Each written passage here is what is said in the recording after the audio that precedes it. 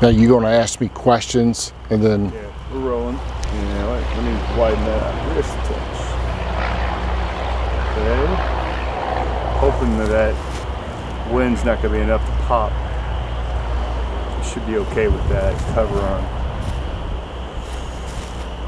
All right, so thinking all the things we want to cover here.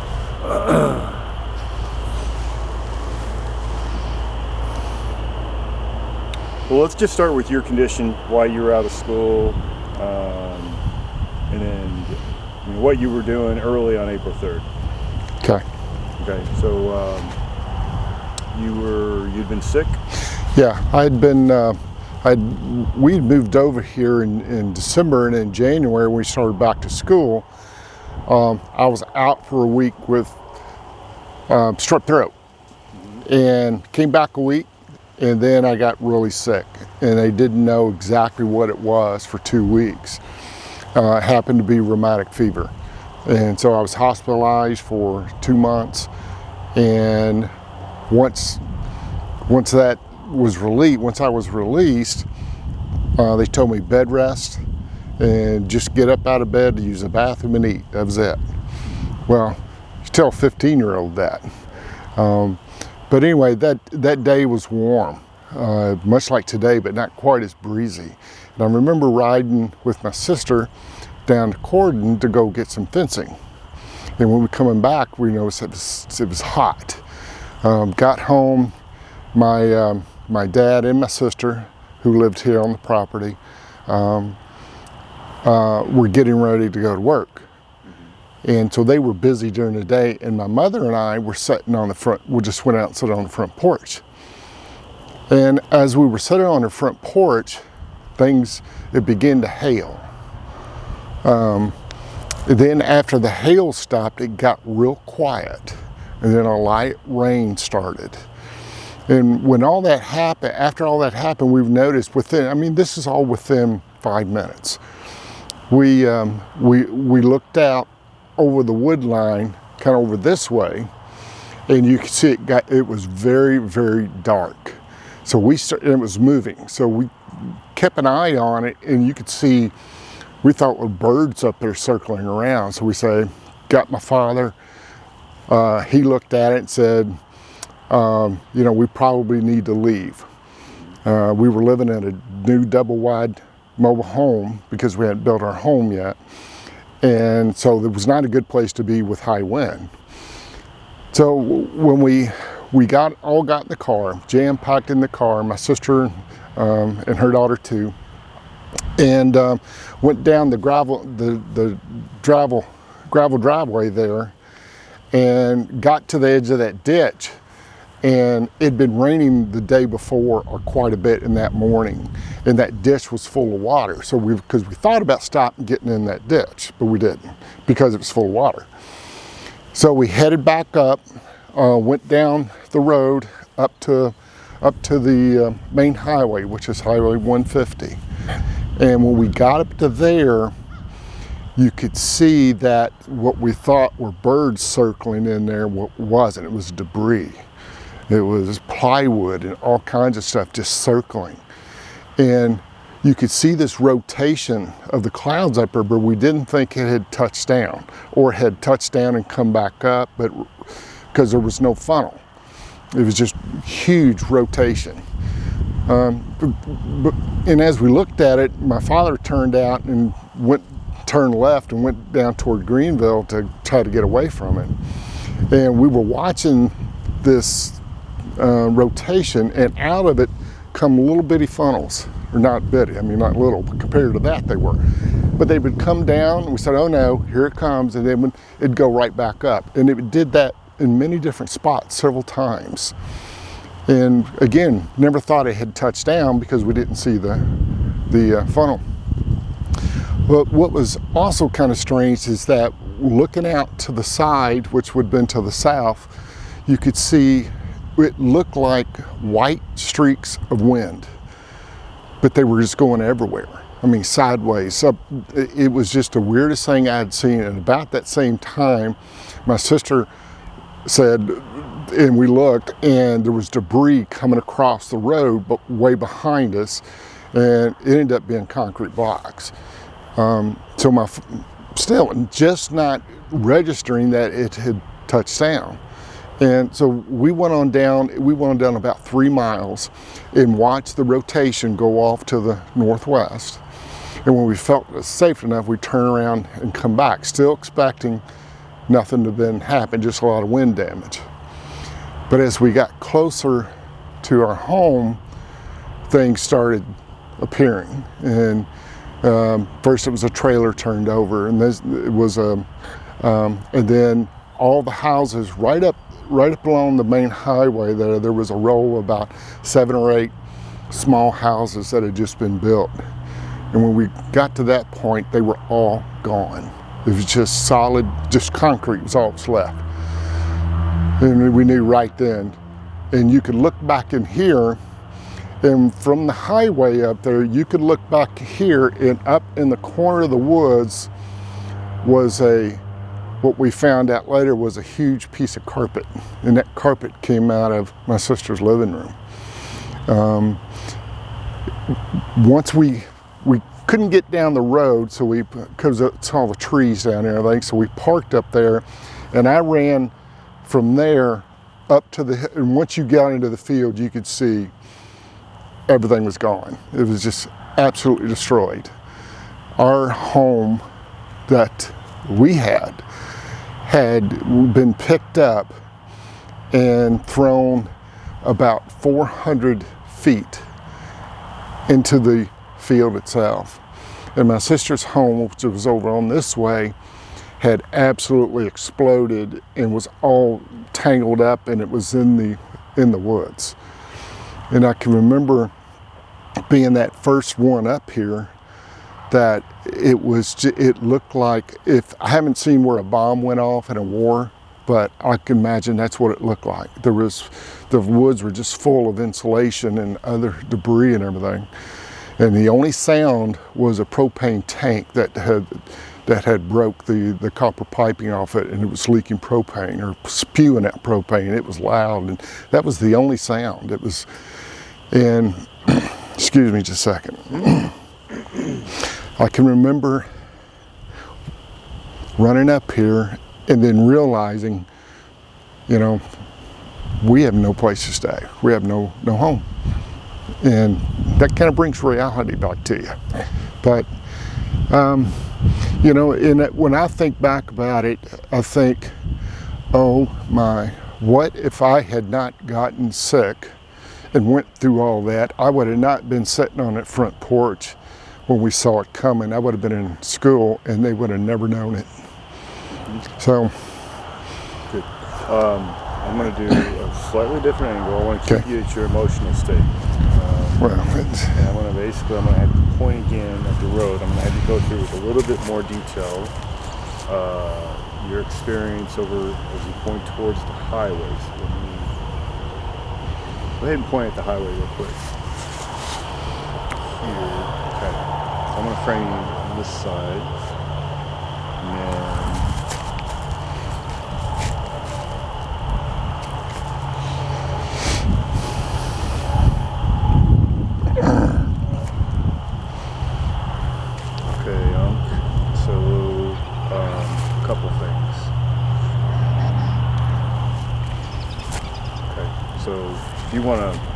that was really good what you added. Well, what if I wasn't on the front porch? Mm-hmm.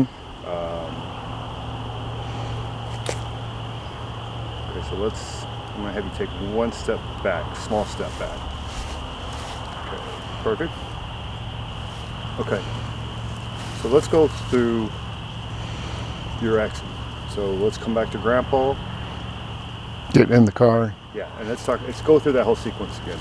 Okay. And then I want specifically to you to address how far back you think that tornado was from you, and then maybe at the end correlate what if we'd left 30 seconds later. Okay? Yeah. Cut it. I got to figure out where I'm starting from. Oh, that's okay. You're fine. Well, I showed, then we showed my father what was happening in all this, and he said, we need to get out of here. So at that time we had a double wide mobile home. It was new, but we hadn't built the house yet. So we knew it could not survive a lot of wind. And so we loaded up myself, my mother, our dog, my father, and my sister and her child. And we headed down the driveway, and we got to the ditch at the end of the driveway and thought about getting into that because it was full of, however, it was full of water. So we could not do that. And so we headed down and went up to Wingler Road and went up to 150 there. And when we got up to 150, we could see that what we thought were birds circling wasn't. It was debris. And it was building debris. It was plywood, all kinds of stuff just twirling. But we still hadn't thought it had touched down because you could not see a funnel. And so it was another weird thing that once we got on the road and started heading toward Greenville, you could look off and see the rotation, and you could see little funnels coming out of it. And we thought, oh no, here comes the funnel. But they would come down and they would go back up. Come down, go back up. And it happened many times in different spots. And also what was strange is that you could look out across the field and it looked like it was white wind. That's all I can describe it as. It was wind, streaks of wind going everywhere. And about that time, my sister screamed, and they said that there was debris going across the road behind us, and what we know now, it was concrete blocks from a building being destroyed. But we didn't know that at the time, and still hadn't thought it touched down. And my father was trying to look at it and trying to drive, and we're saying just drive, and you could tell he was having problems keeping the car on the road. It was starting to get really, really windy. And so we finally got out of its path and went down about 3 miles, and you could see it going off into the northwest. And after that, we said, okay, we felt comfortable about turning around and coming back. But still not knowing it had touched down. But as we got closer to the home, to where our road is, you could see trees broken off, a trailer flipped over. Other things started, more trees, more damage. And then when we got up here by the highway, which is only a quarter mile from our road, there had been about 7 or 8 new houses there on concrete slabs. They were all gone, just wiped clean. And at that time you could see back up in here, back up there was a hickory tree that had my sister's living room carpet hanging from it. It dawned on us that it had touched down, we just didn't see it. And we tried to come down Wingler Road, but there were so many trees, it looks different than what it does now, but so many trees there was no way. So we parked and I ran across the field here. And our home, which was sitting right here, basically, ended up being 300 to 400 feet down in that field where it hit with an impact at a corner of it and dug a huge hole in the property there, or in the field, and it was just destroyed. My sister's was over on this way, and it looked like it had exploded. I mean, it was all twisted and mangled and thrown up against those trees back there. And I was running across the field to get up to here, because we also had horses and other animals, and the horses were gone. We didn't see them anywhere. But when I come up here, it was just like a war zone. I mean, I haven't seen a war zone, but I would imagine that's what it looks like. It was just, the trees were just covered with debris and tin from houses and barns and insulation. It was just unbelievable. And I remember the sound because it was just very quiet.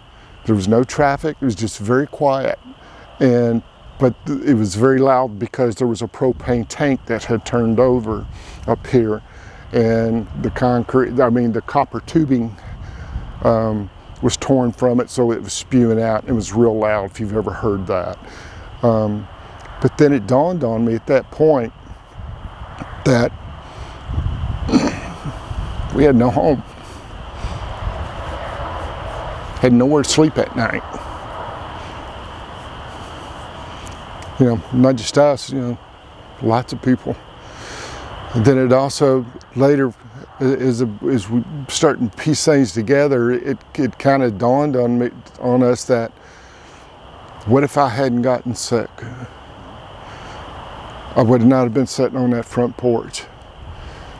And my family would have not have known it. I would have been at school, and they would have not have known it.